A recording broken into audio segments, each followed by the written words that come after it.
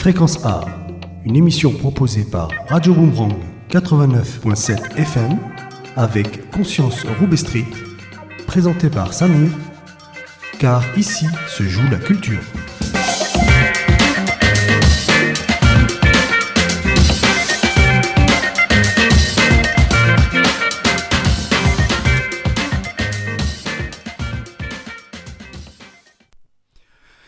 Eh bien bonjour amis auditeurs et auditrices de Radio Boomerang, bienvenue dans cette nouvelle émission de Fréquence Art. Et aujourd'hui j'ai le plaisir d'accueillir Chouki Derwish, sculpteur.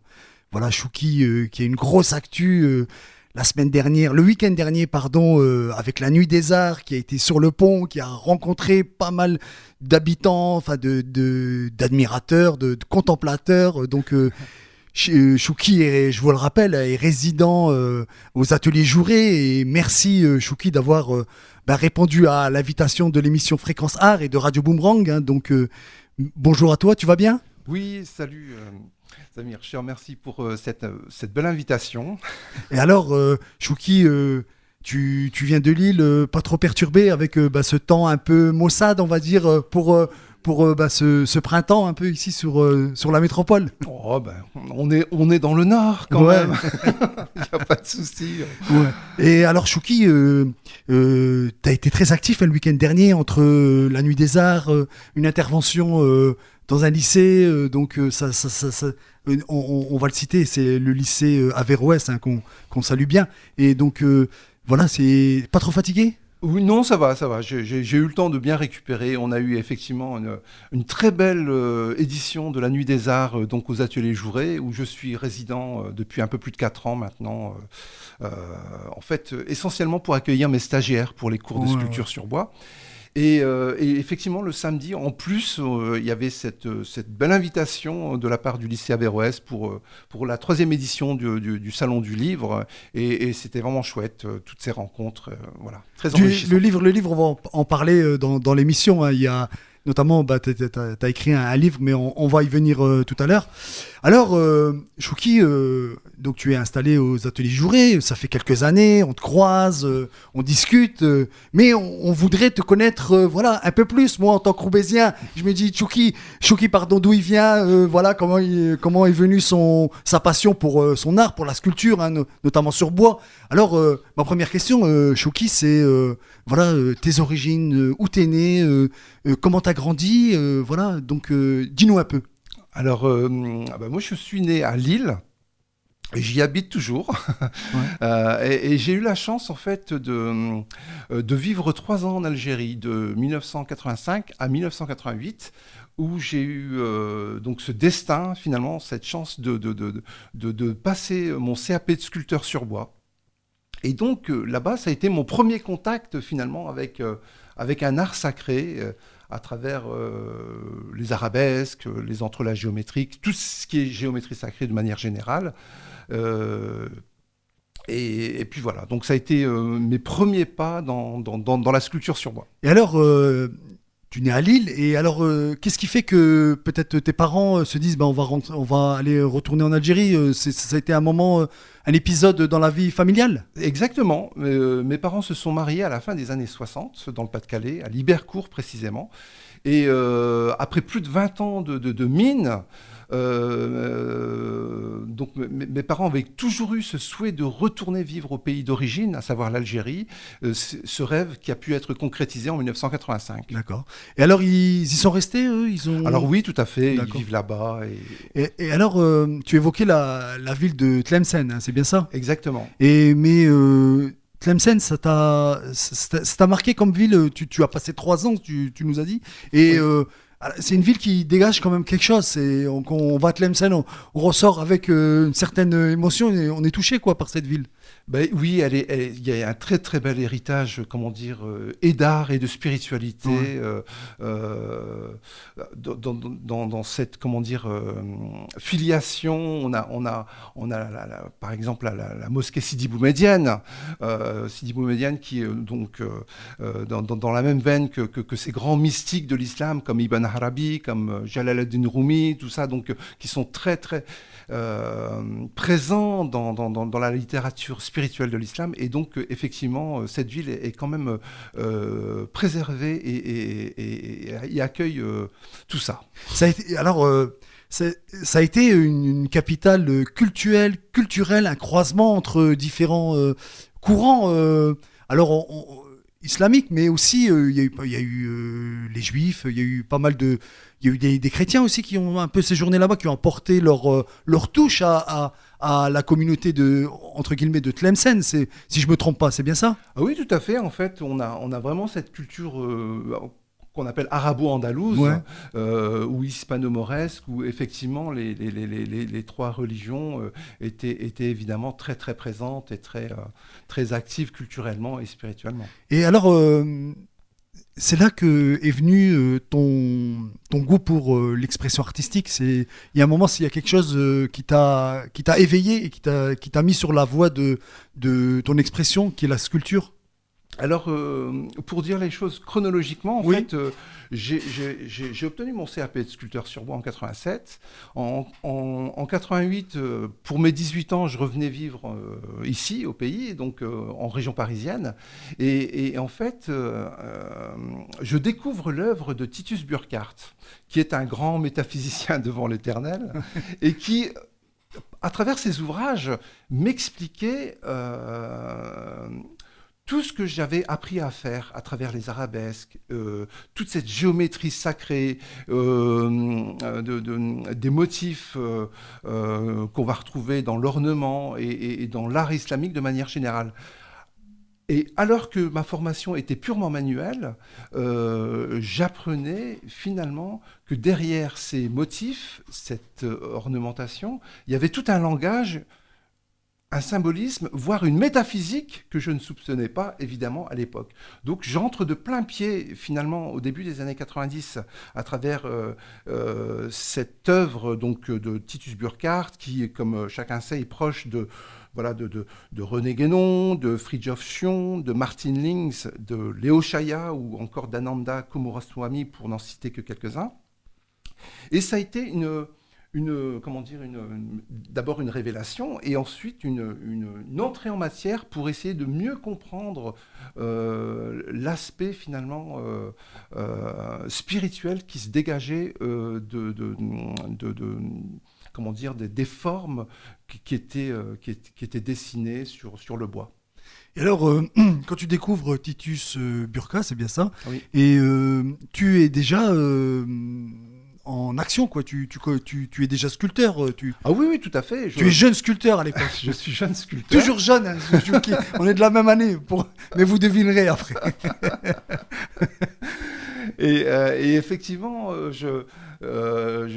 à travers cette œuvre-là, je m'aperçois qu'effectivement, ce langage métaphysique n'est évidemment pas seulement propre à l'art de l'islam, mais aux arts sacrés de manière générale.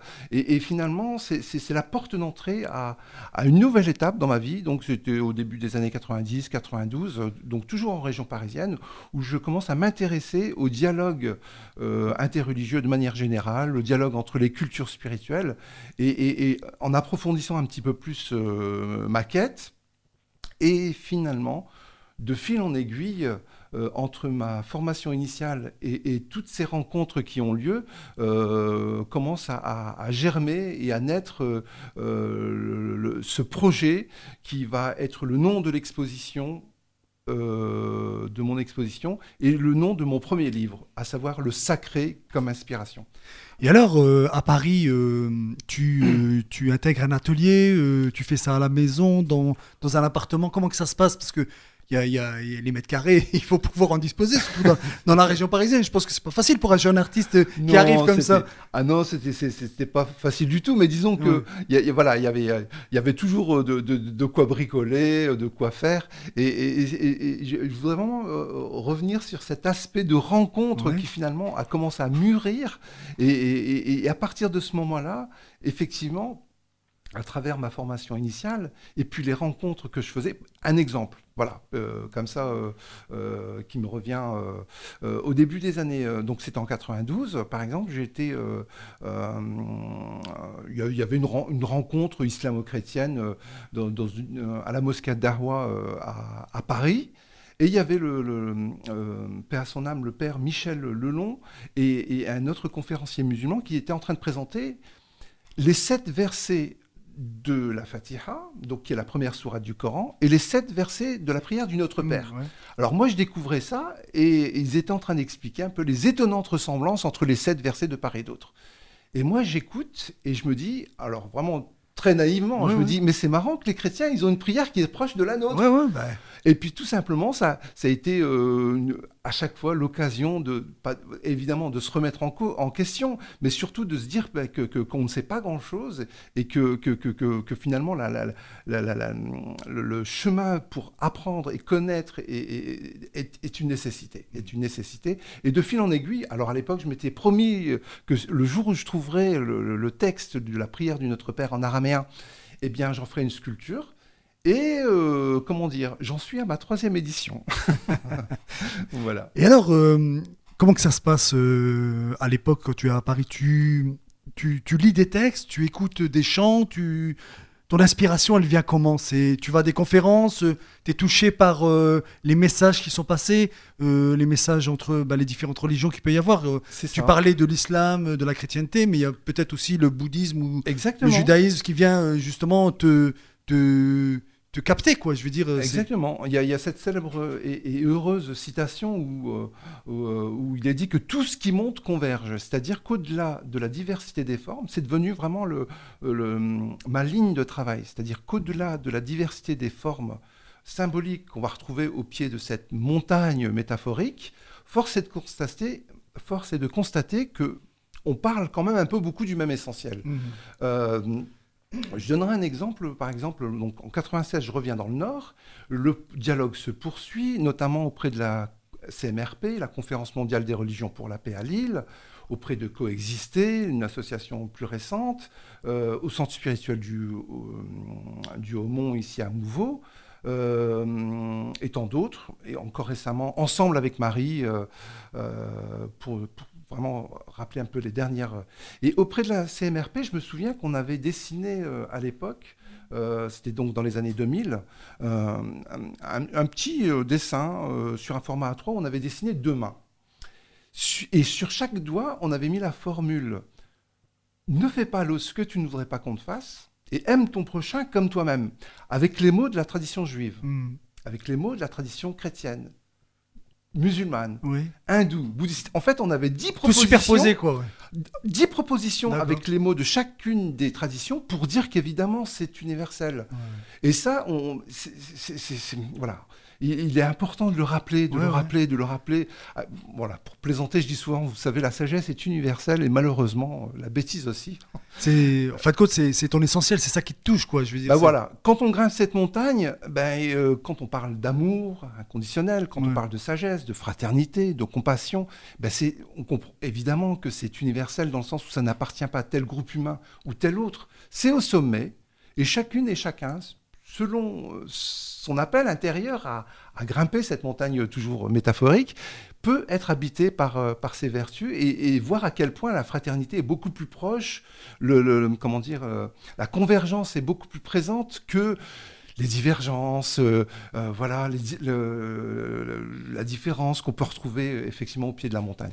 Oui, alors tu étais à Paris, mais à Paris, bon voilà, on fait beaucoup de rencontres, il y a beaucoup de personnes qui viennent de différents endroits du monde. Toi, de différentes religions, c'est un peu, voilà, c'est un florilège, quoi. Tout à fait. Donc, alors, tu décides de remonter sur l'île, ta ville de naissance. C'est ça. Et alors, bon voilà, c'est peut-être, tu retrouves un peu moins de consistance, si je peux dire comme ça, ou tu arrives à reconnecter avec justement ce milieu spirituel et culturel.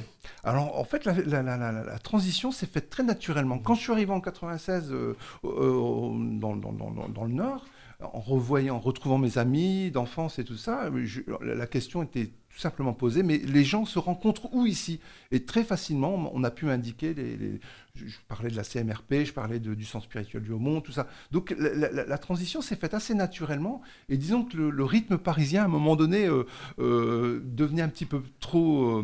enfin, j'arrivais plus à suivre. Ah ouais. Donc j'ai dû vraiment fuir C'était un une peu volonté la de région. ta part de quitter Paris ou Oui, oui, c'était vraiment une nécessité. Ouais. Je n'arrivais plus à tenir le rythme effréné du boulot, métro, dodo Ouais. Et alors, parisien. et tu C'était- parles boulot, mais tu exposais, Non, non, pas encore. Ouais. À ce moment-là, c'était encore à l'état comment dire, de mûrissement. D'accord. Et donc, j'ai fait toutes sortes de boulots, toujours dans le bois, en tant Ouais. qu'ébéniste, en tant que menuisier, en tant que... J'ai même été, à un moment donné, pendant près d'un an et demi, j'étais ambulancier Ouais, mais c'est intéressant. pour l'hôpital Saint-Louis. Enfin bref, voilà, toutes sortes de petits boulots qu'on peut faire quand on est jeune. Véritablement, tout s'est cristallisé à partir des années 98, 99, comment dire, ce projet du sacré comme inspiration a pris toute sa force. Mais alors, tu parlais que tu as été ébéniste, menuisier et tout ça, mais tu as été ambulancier, tu as pu être confronté à des cas graves, des cas ultimes ou non? Non, Ou les hôpitaux? non. Mais c'est la question. Et il y a peut-être des gens qui ont malheureusement rendu leur dernier souffle, peut-être. Oui, ça m'est arrivé, Ouais. tout à fait, effectivement. Et alors, ça te mettait dans quel état Ben Est-ce que voilà, tu arrivais à mettre une barrière ou quelquefois ça te donnait une source d'inspiration pour... Non, Non. disons que j'étais jeune et puis être confronté comme ça, et effectivement, ça nous remet un petit peu ça nous remet un peu les pieds dans le réel sur notre finitude, Ouais, sur ouais. sur le fait que nous ne sommes que des passants. Donc, voilà. Alors, Chouki, tu nous as amené un échantillon de ta playlist. On te remercie. Donc, on va écouter Olivia Newton-John, Grace and Gratitude. Tout à Voilà, fait. donc on écoute ça. Et je vous rappelle que vous êtes sur Radio Boomerang 89.7 FM et c'est l'émission Fréquence Art. On écoute ça et après on en discute.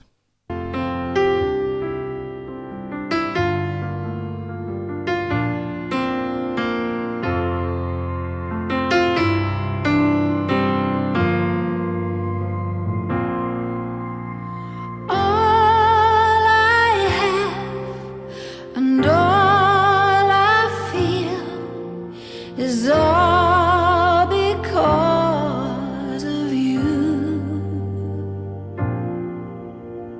All I reap is all I sow, and love is our living proof. Thank you for life. Thank you for everything. I stand here in grace and gratitude, and I thank you.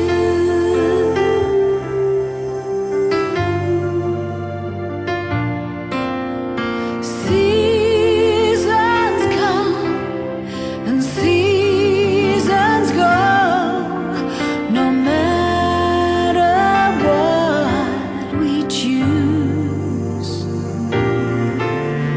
1,000 names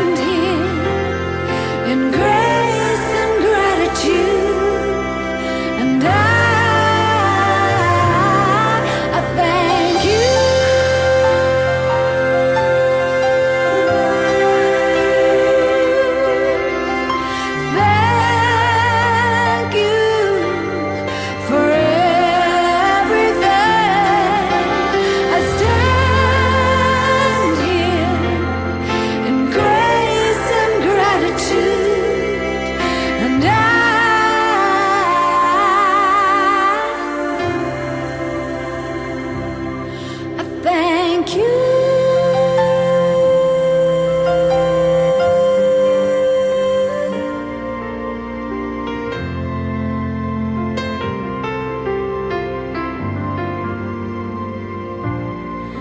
I thank you.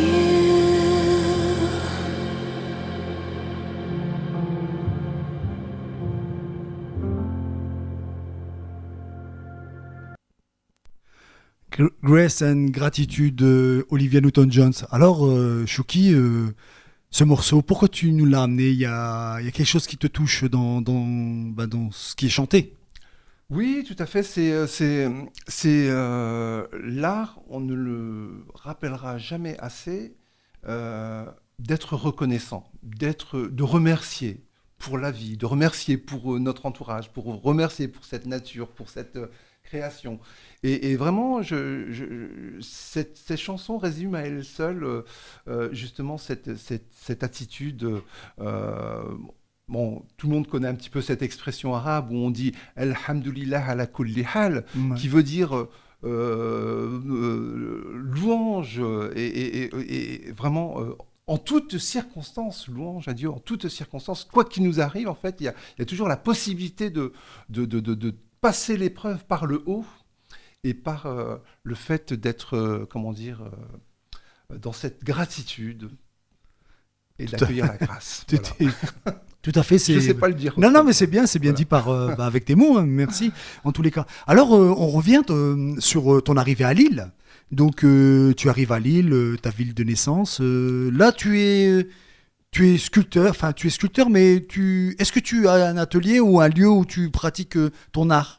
Alors, au départ, je travaille toujours chez moi, à Lille. Donc, au début, voilà, je bricole un endroit, un espace atelier. Et de fil en aiguille, en fait, à travers l'objet de ma quête, à savoir le sacré comme inspiration qui commence à se cristalliser, eh bien, je commence à puiser véritablement dans toutes les traditions spirituelles à partir des textes, des symboles, des sagesses, des proverbes, pour réaliser mes sculptures, en rappelant et en mettant en avant ce qu'il y a d'universel au-delà de la diversité des formes. Ça commence à vraiment prendre forme à ce moment-là, et donc je vais commencer à puiser effectivement dans la tradition juive, chrétienne, bouddhiste, taoïste, pour faire à chaque fois me donner l'occasion de travailler une œuvre sur ces différentes thématiques, en rappelant que, effectivement, si dans la forme c'est très différent, c'est très divers, pour autant, on parle un peu quand même beaucoup du même essentiel en matière de vertu dont je parlais tout à l'heure. Donc, voilà, tu à Lille et à un moment, tu te dis peut-être que je devrais développer. Tu voudrais donner peut-être des cours aussi. Tu voudrais partager cette passion que tu as entre la sculpture et le spirituel. C'est comment que ça se passe Alors, d'un point de vue professionnel, cette nécessité de la transmission, effectivement, elle arrive. Et puis, j'ai eu, par exemple, dans les années... pendant 2 ans, de 2015 à 2017, j'ai été convié, invité à une mission, c'était en milieu pénitentiaire à Lens, d'accord, ok. à animer des ateliers de sculpture sur bois. J'ai pu faire ça pendant plus de 2 ans, et c'était vraiment, humainement parlant, très, très riche, vraiment. Et cette nécessité de la transmission, elle ne s'est jamais démentie. Ensuite, il m'a fallu trouver un endroit vraiment bel endroit pour accueillir dans de bonnes conditions justement les stagiaires. Et une amie m'a orienté vers les ateliers Jouret. D'accord. Et je les ai rejoints il y a un peu plus de 4 ans maintenant. D'accord. Et donc tu t'installes ici à Roubaix. Roubaix, c'est une ville que tu connaissais. Tu es venu régulièrement peut-être ou... Alors, tu avais des contacts? pas beaucoup, j'avoue que j'avais pas beaucoup de contacts. Au départ, je recherchais plutôt sur l'île, à proximité de chez moi. Mais finalement, quand j'ai découvert ce lieu, ça a été vraiment ça a été un choc dans le bon sens du terme, hein, dans le sens où, moi, au début, je cherchais un endroit qu'ils puissent, comme je le disais, accueillir dans de bonnes conditions les stagiaires. Mais finalement, il y a un tel dynamisme à travers ces ateliers jourés, les portes ouvertes, que ce soit pour la Nuit des Arts, que ce soit pour les portes ouvertes d'ateliers d'artistes ou encore plein d'autres événements, activités, qui fait que en étant présent sur le lieu, on accueille un public mais venu de toutes parts et c'est à chaque fois très très c'est sportif. Et alors, Pour dire les choses. quand tu arrives aux ateliers jourés, voilà, tu as un bel espace qui est à l'étage. Hein. C'est ça. On s'est vu le week-end dernier. Et tu as un petit local, en fin de compte, un petit espace pour t'exprimer et travailler. En fin de compte, tu donnes pas encore des cours, c'est juste ton travail au quotidien, selon ton inspiration. Alors, mon véritable atelier, il est toujours à Lille, chez moi, D'accord. où j'ai mes machines, Ok. tout ça. Simplement, à Roubaix, donc aux ateliers jourés, j'ai installé effectivement des établis pour pouvoir accueillir les stagiaires. Et je suis notamment en partenariat aussi avec la plateforme Weekendoo, où on peut s'inscrire, si on le souhaite, directement pour réserver des créneaux. Et ça se passe effectivement là-bas pour l'accueil à la fois des stagiaires et pour mes rendez-vous clientèle, en fait, quand les gens veulent en savoir un peu plus sur cette exposition du sacré comme inspiration, ils peuvent me contacter et venir visiter l'atelier, bien sûr. Et alors, en tant que sculpteur, ta relation avec le bois, tu as un bois de prédilection où tu travailles. Enfin, voilà, il y a des bois durs, des bois mous. Non mais Oui, tout moi, à fait. je suis pas expert, mais Non, mais, explique-nous un peu parce que c'est vrai que en tant que toi, tu as été formé menuisier. Enfin, tu connais. Enfin, il faut pas trop l'attaquer, il faut le caresser peut-être. Voilà, il faut qu'il soit à bonne température. Oui, tout à Il faut fait. pas qu'il se brise. Oui, il y a tout un langage qui se met en place avec la matière. Alors comment tu fais? Tu touches la matière, tu Alors, dis, tiens, non, tout simplement. Alors, moi, au niveau des différentes essences de bois, je travaille aussi bien les bois tendres effectivement que les bois durs. Et c'est de temps en temps, il peut y avoir des petits clins d'œil comme ça, comment dire, symboliques. Par exemple, la dernière œuvre sur laquelle je suis en train de travailler, donc la 3e édition de la prière du Notre Père, c'est sur un beau morceau d'olivier. Et donc le clin d'œil, c'est qu'effectivement... l'olivier, c'est costaud quand même. Alors c'est costaud, oui, c'est effectivement un bois dur. Et en même temps, il y a ce petit clin d'œil au fait que dans l'histoire biblique, la prière du Notre Père, elle a été proposée, révélée sur le mont des Oliviers. En Palestine. Donc c'est une matière que tu privilégies Non, pas le pas chêne, forcément. Oui, le sapin, est-ce que ça se sculpte par exemple le sapin? Alors les bois tendres, je travaille le tilleul essentiellement. Le tilleul, en matière ok, d'accord, de ok, bois c'est- tendres. Les sapins on peut, mais c'est un peu moins pratique pour la sculpture sur bois. On préfère rester sur des bois durs classiques comme le noyer, le chêne, le hêtre ou encore le poirier qui se sculpte très bien aussi. Voilà. Et alors, moi je suis curieux, hein, comment tu fais? Tu as des fournisseurs, question pratique, tu prends du bois en masse, enfin je veux dire... Non, bah, vous savez, c'est comme tout ébéniste ou tout menuisier, on a un marchand de bois, Ouais. un fournisseur, effectivement, et selon les différentes essences de bois, il y en a qui vont effectivement privilégier tel type de bois ou tel autre, donc après c'est selon les besoins. Et après, le bois dans le temps, comment que ça se passe? Il y a des précautions à prendre parce que quand tu produis une œuvre, voilà, on souhaite qu'elle dure le plus longtemps possible. Ouais. Alors quand elle se fait acquérir d'une personne, il y a des conseils à donner pour la présenter ou des choses Bah, comme ça? Pas plus que ça. En fait, au niveau finition, moi, c'est essentiellement une finition à la cire d'abeille, effectivement. Et donc, c'est des œuvres d'intérieur, évidemment. Ouais. Parce que on va pas mettre ces œuvres-là sous la pluie ou sous le soleil. Et il n'y a pas de préconisation plus que ça, que comme une œuvre qu'on doit préserver dans un bel endroit, dans un bel écrin. Et puis, voilà. Et alors, quand tu es aux ateliers jourés, est-ce que il y a la visite de professionnels, d'ébénistes, ou justement qui viennent échanger avec toi et te dire, voilà, parler un peu de ce que tu fais, un peu. Oui, c'est à chaque fois Cette vraiment petite confrontation entre, on va dire, artistes et professionnels. Oui, oui, tout à fait. C'est vraiment un lieu de rencontre. Et puis même, par exemple, pour mes ateliers de sculpture sur bois, je parlais de la plateforme Weekendoo. Il m'est arrivé d'accueillir un confrère sculpteur sur bois qui a fait près de 5 heures de route pour, comment dire, s'initier à l'art de l'entrelacement que je maîtrise donc à travers ma formation initiale. Donc il a fait le déplacement, donc j'étais vraiment honoré de voir un confrère faire Ouais. ce grand déplacement uniquement pour Voir un peu ta apprendre. technique. Voilà, exactement. Donc c'était un chouette moment de partage et de rencontre.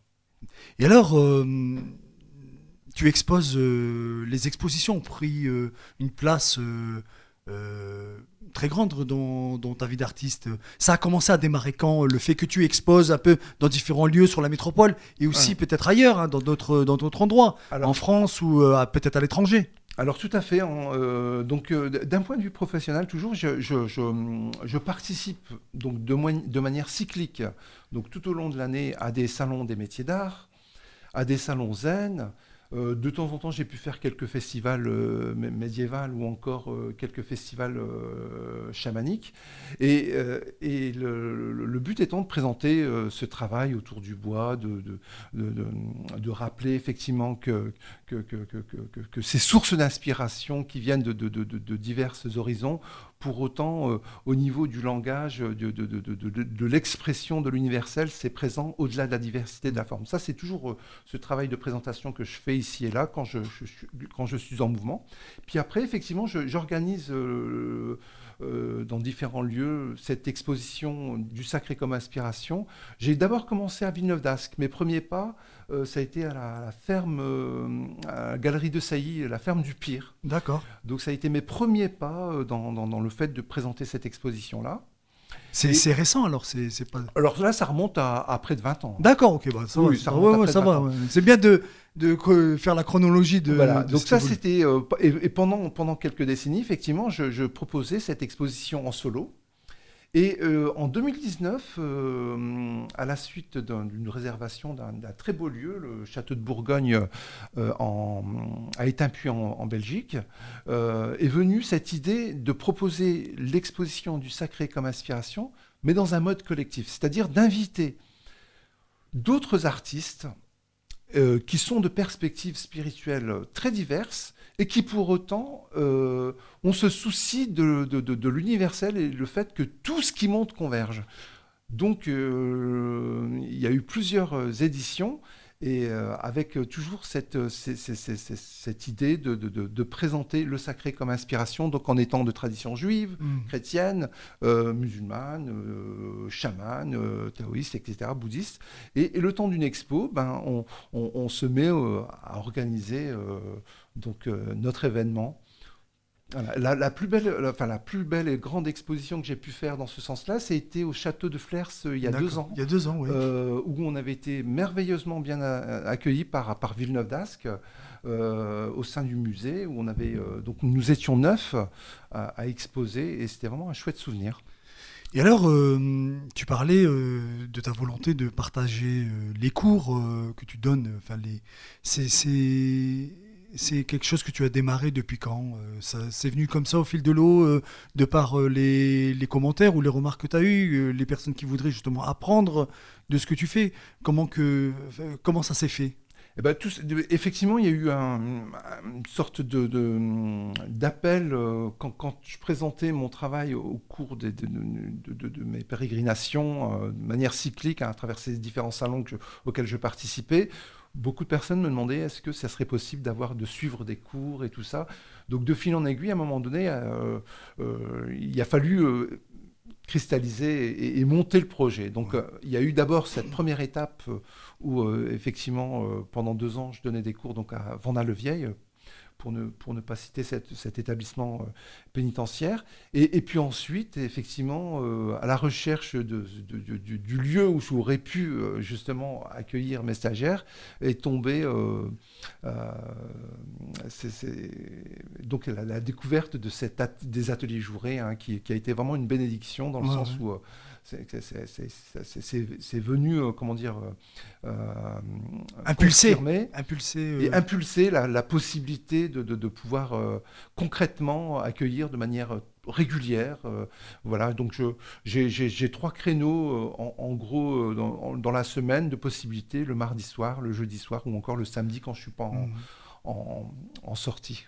Et alors, tes élèves, quand ils arrivent, ils ont des connaissances parce qu'il faut leur apprendre ce que c'est. On parlait du bois, mais Oui, tout à fait, le couteau, je sais pas, peut-être le petit burin qui vient justement faire la petite Voilà. virgule. Alors, c'est vraiment... C'est des outils, quoi. Tu parlais de Vandale vieille, mais c'est quand même, quand tu fais rentrer des objets comme ça en prison, il y a une fouille, on compte à l'entrée, on compte à la sortie. peut-être. Oui, c'est un peu la blague que j'avais sortie à l'époque. Je lui dis, vous êtes sûr que c'est compatible mes outils, c'est des lames qui sont affûtées, Ouais, affilées c'est comme ça, des c'est ça. rasoirs. Ouais. Puis finalement, en fait, de manière générale, dans ce genre de milieu, on m'avait expliqué que les ateliers, c'était des bouffées d'oxygène pour ces Ouais. détenus, ce qui fait que c'était sacro-saint. On pouvait être une dame qui venait enseigner tel art plastique ou tel cours d'anglais ou que sais-je encore.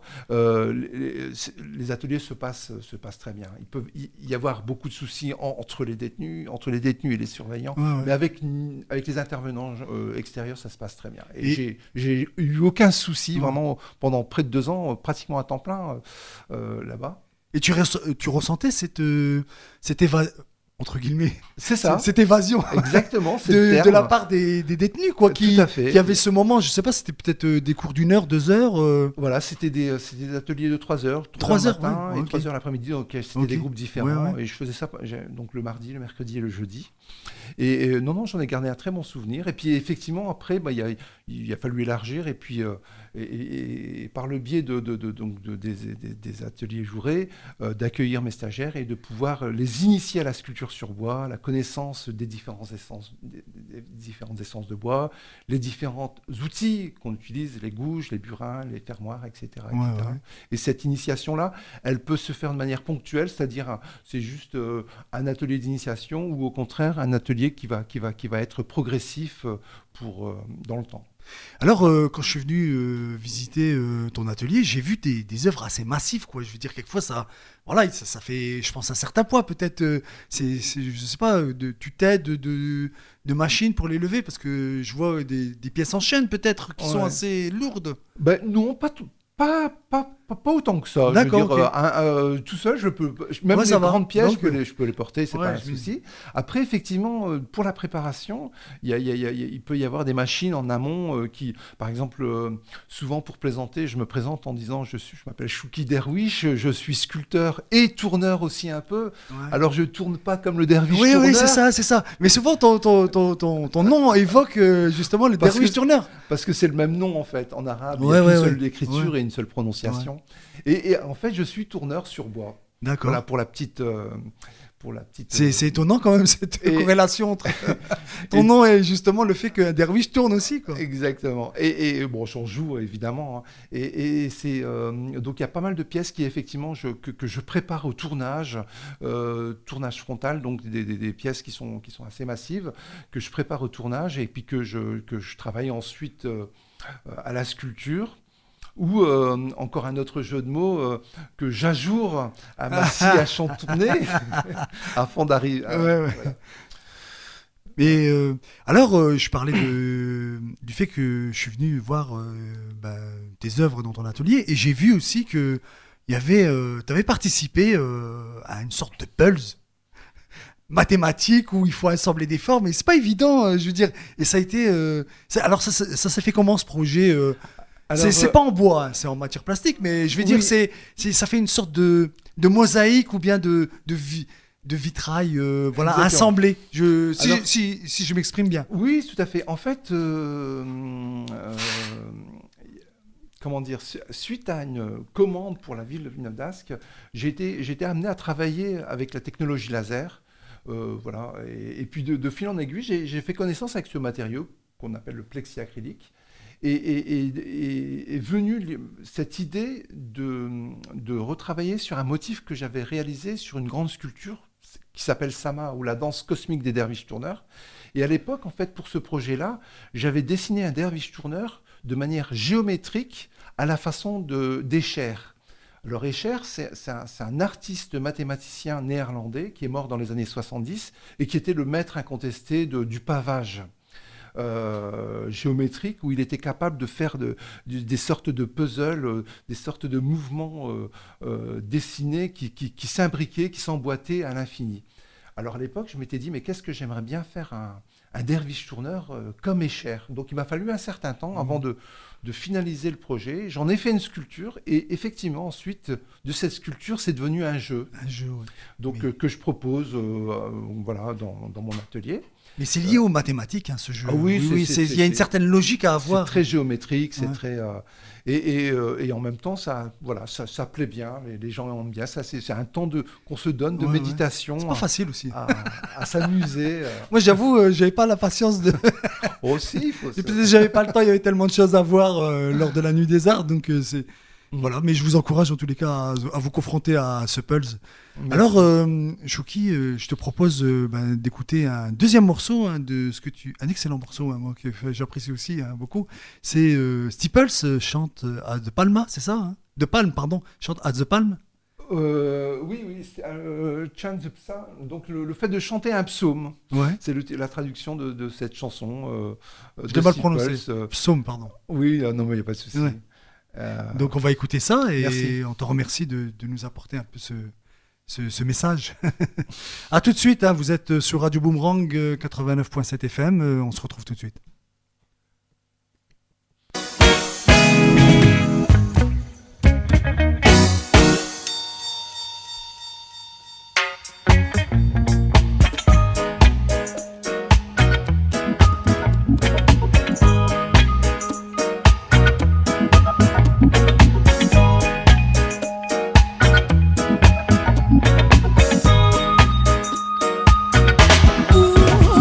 Rejoice, rejoice, good tidings I bring you.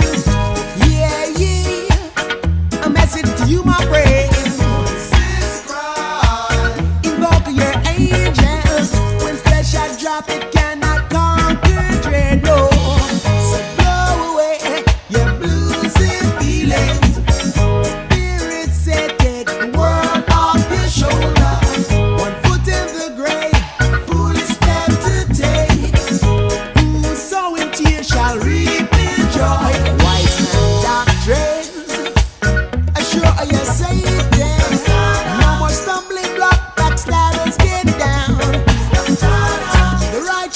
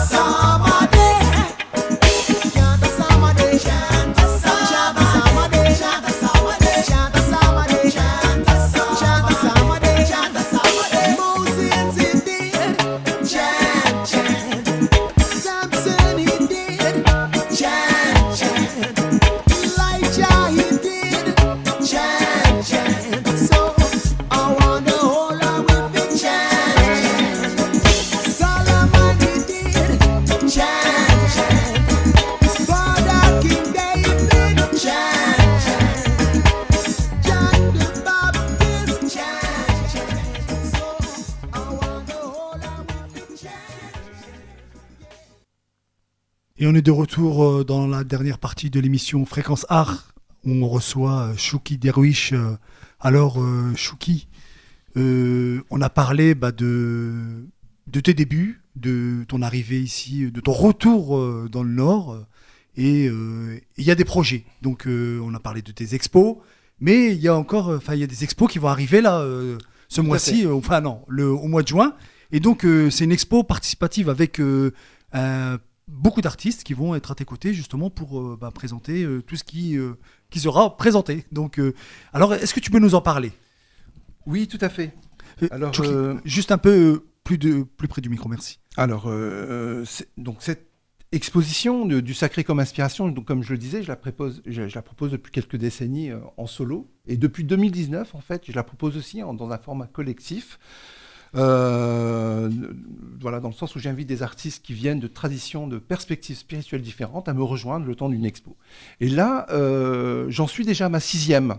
Et ça se déroulera donc du 7 au 15 juin au phare de Tourcoing. D'accord. Et avec un vernissage qui aura lieu le vendredi 6 à 18h. Le phare de Tourcoing qui se trouve 1 rue de l'Épidème. C'est ça, hein. À Tourcoing, oui, on est voilà. Alors, si tu veux, je peux faire la présentation. Oui, nous serons 10 à exposer. Oui. Et je peux faire une présentation, une lecture de présentation des 9 artistes, pour les honorer un petit peu tout à fait. d'avoir accepté. Alors, nous avons comme invité Caroline Hoffman, qui est peintre médium. C'est, dit-elle, dans la contemplation, le chant et la poésie qu'elle trouve son lien au divin. Les mots et les couleurs sont comme le souffle, celui qui unit l'esprit et le corps. L'ouverture de la conscience et du cœur se font par l'essence, en 2 mots. Ce qui est essentiel naît du silence et vient s'étendre dans l'expérience et la rencontre. Un rayon de soleil sur la peau, la caresse du vent, le chant d'un oiseau, le vent dans les arbres, l'écoulement de l'eau. Chaque jour et chaque nuit sont les témoins d'une réalisation possible, d'une chance à renouer avec l'un. Le sacré se donne, se reçoit, inspire et expire, telle une marée éternelle. Nous avons aussi comme invité Francis de la Rivière, qui lui nous vient de Belgique. Il est peintre, écrivain d'icônes, et il est aussi un chercheur d'absolu, tout en étant une sorte d'archéologue passionné de l'œuvre littéraire d'Yves de Lessine, à savoir les Centuries, dont il dévoile les structures géométriques au sein d'un texte qu'il a découvert. Il est iconographe à l'atelier du prieuré d'Erchy, et à l'atelier Saint-Séraphin à Sarov, à l'évêché de Liège.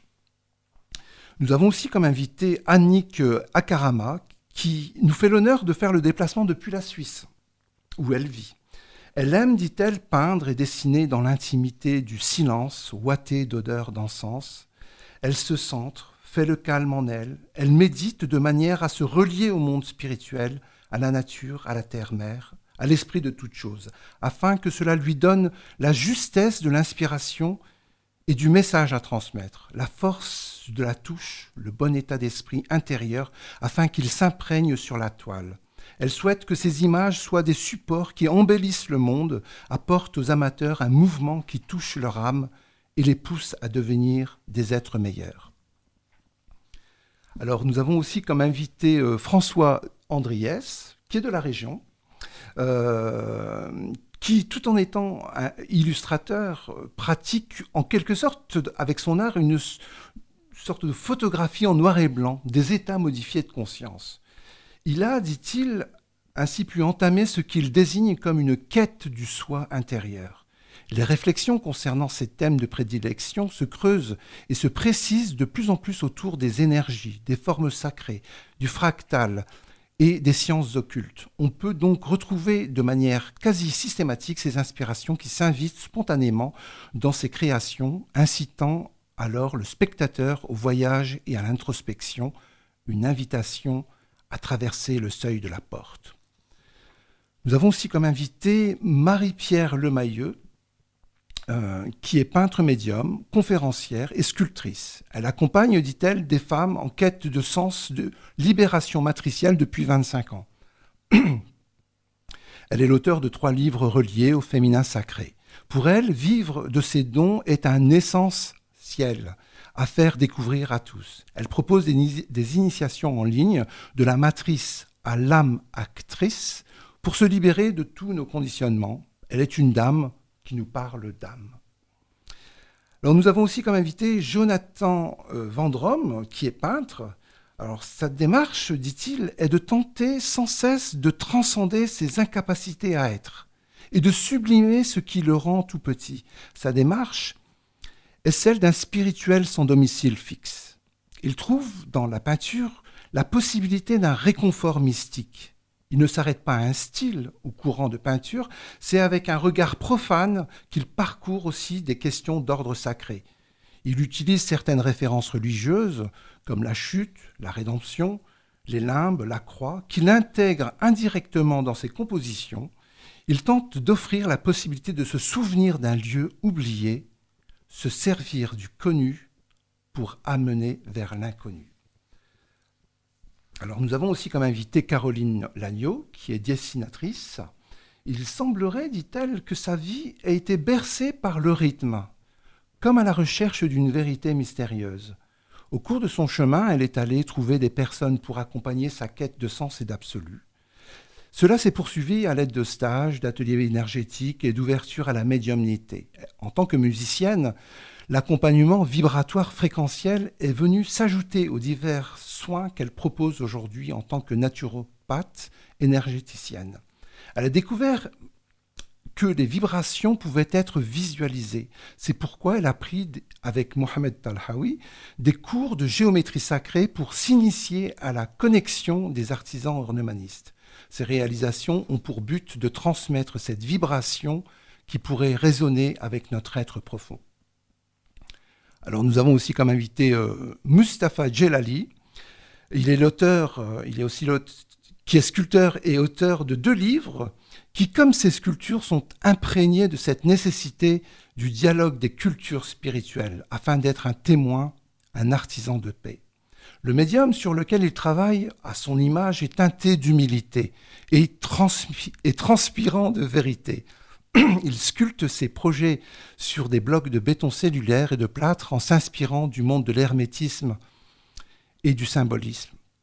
Depuis sa plus tendre enfance, dit-il, la sculpture et la taille des matières minérales ainsi que le monde des temples, des colonnes, des arcades ont toujours exercé une sorte de magnétisme. C'est en commençant par un intérêt porté à l'Égypte ancienne, sans doute pour ses mystères et ses symboles, que ses premiers coups de ciseaux se sont manifestés. Et enfin, nous avons comme invitée Lise Flippo, qui est une artiste chrétienne originaire des Hauts-de-France. Elle a fondé l'atelier Joie et Lumière en 2017 à la suite d'un appel de Dieu. C'est dans la montagne, lors d'une retraite spirituelle en silence, qu'elle entend distinctement dans son cœur « Lise, Lise, utilise tes talents et ta sensibilité pour faire rayonner des messages de paix, de joie et d'espérance. » Depuis, c'est avec des forces renouvelées et par la prière que naissent de multiples œuvres aux aquarelles et acryliques, ainsi que des designs de vitraux. Les couleurs flamboyantes qu'elle emploie inspirent donc la joie, la paix et l'espérance. Celle-ci rayonne notamment lors d'expositions où Lise partage ses inspirations. Merci Chouki pour cette présentation de l'exposition. Et alors on rappelle à nos auditeurs le nom de l'expo, l'endroit, la rue, comme ça à ne pas manquer prochainement. Alors c'est au phare de Tourcoing, rue de l'Épidème donc à Tourcoing, et c'est du 7 au 15 juin. D'accord. Ouvert de 14h à 19h et nous attendons pour le vernissage le vendredi 6 juin à 18h. Et alors, Chouki, on peut te retrouver comment tu es sur les réseaux sociaux.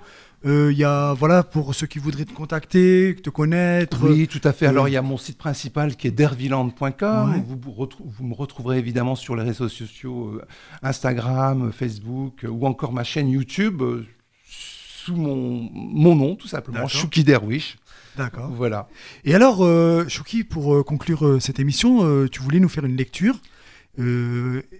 Alors on te laisse Alors, terminer et on mettra après sur la fin le titre qui correspond à cette lecture. Exactement. En fait, je termine mon deuxième ouvrage que j'ai appelé, que j'ai titré Le chant des cris dispersés, par cette parabole d'Ibn Arabi. Alors, celui qui est appelé Docteur Maximus, el-Sheikh al-Akbar, c'est-à-dire le plus grand maître, est aussi surnommé fils de Platon. Il est surtout connu pour être un grand métaphysicien devant l'Éternel. Alors j'ai titré sa célèbre parabole à travers ces mots, l'amour comme universel. Alors je cite son texte, et c'est ce qu'on va entendre dans la chanson qui va suivre. Mon cœur devient capable d'accueillir toute forme. Il est prairie pour les gazelles, abbaye pour les moines, temple pour les idoles, Mecque pour les pèlerins, tablette de la Torah et livre du Coran. Je suis la religion de l'amour, partout où se dirigent ces montures, l'amour est ma religion et ma foi. Ainsi parlait le plus célèbre des Andalous. Merci Chouki pour d'avoir répondu à l'invitation. On se retrouve bientôt dans ta future exposition pour en discuter. Et voilà, donc l'émission se termine par ces très jolis mots. Et on va vous laisser écouter ce que Chouki vient de nous présenter. À très bientôt pour une autre émission Fréquence Art. Et voilà, au revoir Chouki. Au revoir, salut. Merci. Au revoir, au revoir.